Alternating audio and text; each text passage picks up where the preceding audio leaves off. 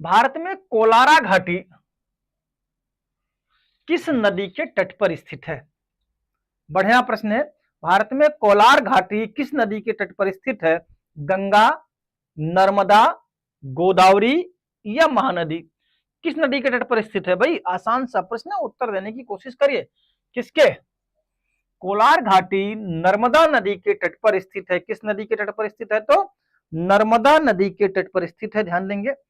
मध्य भारत में नर्मदा के तट पर यह स्थित है। यह क्षेत्र रिफ्ट घाटियों का उदाहरण है। किसका?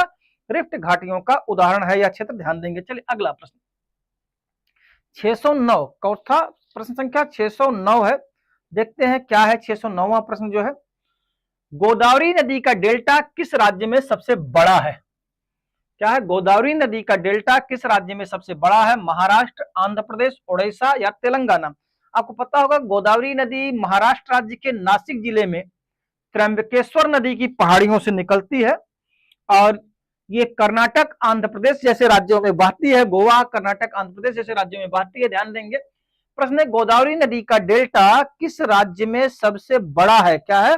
गोदावरी नदी का डेल्टा किस राज्य में सबसे बड़ा है? तो इसका सही उत्तर क्या है? आंध्र प्रदेश राज्य में। किस राज्य में? गोदावरी नदी का डेल्टा आंध्र प्रदेश राज्य में सबसे बड़ा है। इसे पूर्वी भारत का धान का कटोरा भी कहते हैं। क्या कहते हैं? इसे पूर्वी भारत का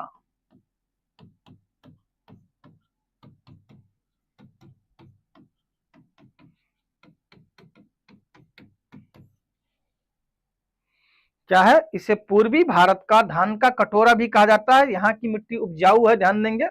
चलिए आगे बढ़ते हैं।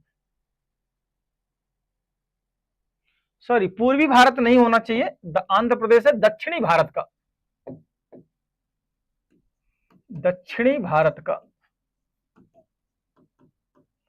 धान का कटोरा भी कहा जाता है इस क्षेत्र को। चलिए दक्षिण पश्चिम में 610वां प्रश्न।